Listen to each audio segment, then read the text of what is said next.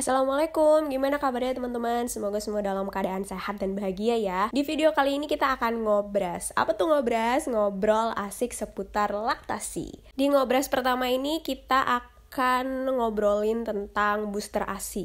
Sebenarnya booster ASI itu perlu nggak sih buat ibu menyusui? Yuk kita simak videonya sampai akhir ya.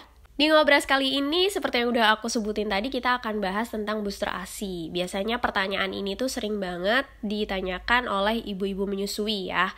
Perlu nggak sih sebenarnya aku tuh mengkonsumsi makanan atau minuman yang khusus untuk membooster ASI? Jawabannya bisa perlu, bisa juga enggak. Supaya nggak bingung, kita akan simak penjelasan dari Bunda Arit. Beliau adalah founder dari Sentra Laktasi Muslimah.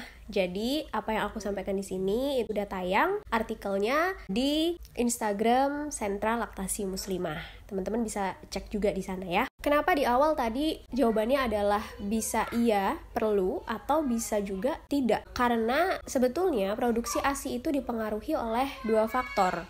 Ada faktor utama dan juga faktor pendukung. Sekarang kita akan simak apa aja sih yang termasuk faktor utama dan faktor pendukung dari produksi ASI. Jadi faktor utama ASI itu diproduksi adalah sinerginya hormon-hormon ASI. Jadi ada dua hormon, ada hormon prolaktin dan hormon oksitosin. Kedua hormon ini bersinergi untuk memproduksi ASI. Apakah itu hormon prolaktin dan hormon oksitosin? Hormon prolaktin itu dipengaruhi oleh frekuensi menyusui atau memompa ASI. Jadi semakin sering disusukan atau dipompa, hormon prolaktin ini akan semakin banyak, sehingga payudara juga akan semakin cepat berproduksi lagi. Dengan catatan, ketika kita susukan atau kita pompa ASI kita, itu harus sampai kempes atau sampai kosong. Mungkin teman-teman di sini udah sering dengar prinsip supply by demand atau persediaan sesuai dengan permintaan. Jadi disinilah prinsip tersebut bekerja. Yang selanjutnya ada hormon oksitosin. Jadi hormon oksitosin ini dipengaruhi sama kondisi psikologis sang ibu. Jadi ketika sang ibu itu merasa happy, ngerasa relax, tenang, terus ikhlas, dan merasakan emosi-emosi positif yang lain, hormon ini akan semakin banyak. Sehingga ASI yang sudah diproduksi tadi nih, diproduksinya kan tadi sama hormon prolaktin. Kemudian kan semakin lancar dikeluarkannya karena hormon oksitosin ini sudah berproduksi. Hormon oksitosin ini biasanya disebut juga dengan hormon cinta. Nah, kita perlu ingat bahwa sumber oksitosin tertinggi itu adalah perasaan cinta kita kepada Allah Sang Pencipta yang merupakan sumber dari segala cinta. Jadi ketika kita menyusui, ayo kita niatkan menyusui ini adalah bagian dari ibadah yang kita lakukan untuk mentaati perintah dari Allah Subhanahu wa Ta'ala. Selain itu ada satu lagi nih yang perlu untuk kita ingat adalah kata-kata tadi sinergi ya. Jadi hormon prolaktin dan hormon oksitosin ini perlu bersinergi, perlu berjalan berdampingan dan saling melengkapi untuk bisa menghasilkan produksi ASI. Mungkin sebagian ibu-ibu ada yang bertanya nih, aku udah sering susuin kok, aku juga rajin mompa gitu.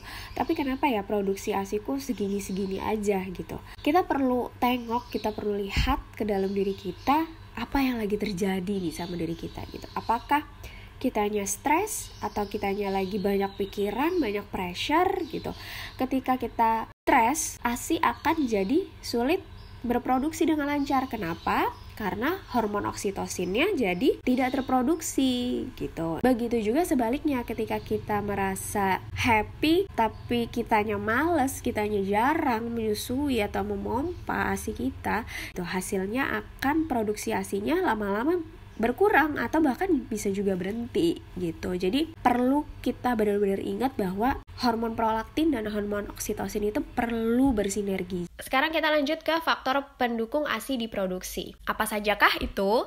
Jadi ada macam-macam ya, bisa makanan, bisa minuman, bisa juga relaksasi, suplemen. Nah, booster ASI itu termasuk di faktor pendukung. Jadi karena booster ASI ini adalah faktor pendukung, untuk bisa menjawab apakah booster ASI itu perlu untuk saya konsumsi, kita cari tahu dulu, kita tanya dulu sama diri kita sendiri, sudah terpenuhi atau belum ya faktor utama ya, hormon oksitosin dan hormon prolaktin yang ada di dalam tubuh kita ini udah bersinergi belum ya? Karena faktor pendukung ini gak akan berfungsi kalau faktor utama tadi itu belum atau tidak terpenuhi. Misalnya ibu menyusui mengkonsumsi booster ASI atau pelancar ASI, atau makan daun katuk, makan coklat, makan apalagi kacang almond atau minum susu almond sebanyak apapun, hal itu nggak akan berpengaruh kalau sang ibu tidak mensinergikan hormon-hormon ASI yang tadi udah kita sebutin di awal. Misalnya jarang menyusui, terus ditambah lagi ibu tersebut galau dan juga stres, itu akan berpengaruh pada kelancaran ASI. Karena sebetulnya tanpa faktor pendukung ini, insya Allah ASI akan tetap berproduksi asalkan faktor utama tadi terpenuhi. Insya Allah, karena Allah Subhanahu wa Ta'ala itu maha adil. Kuncinya kita yakin bahwa Allah akan mencukupkan rizki ASI anak kita. Allah sudah menyebutkan di surat Hud ayat 6 bahwa Allah menjamin rizki setiap makhluknya. Atas izin Allah, insya Allah kita bisa menyusui dengan cara menjaga asupan makanan yang halal, thoyyib, dan juga gizinya seimbang. Selanjutnya adalah peran ayah. Jadi emang ya kalau kita lihat itu peran utamanya ada di ibu, peran utamanya dari istri. Tapi suami atau ayah ini juga berperan penting. Tugasnya apa sih? Tugasnya adalah memastikan asupan yang cukup, yang bernutrisi, yang halal, yang thoyyib, yang dikonsumsi oleh sang istri. Kemudian juga bertanggung jawab memastikan apakah hormon tadi nih, prolaktin dan hormon oksitosinnya ini sudah bersinergi dengan baik. Jadi para ayah, para suami itu perlu untuk mendampingi istri melaksanakan tugasnya untuk menyusui. Alhamdulillah ngobrol asik seputar laktasi tentang booster ASI udah selesai. Jadi semoga terjawab sebenarnya perlu atau enggak sih booster ASI ini. Yang bisa jawab adalah teman-teman semua. Setelah mendengarkan penjelasan ini, semoga bisa dapat insight-nya ya. Semoga apa yang aku sampaikan di video ini bermanfaat. Sampai ketemu di video selanjutnya, insya Allah ya.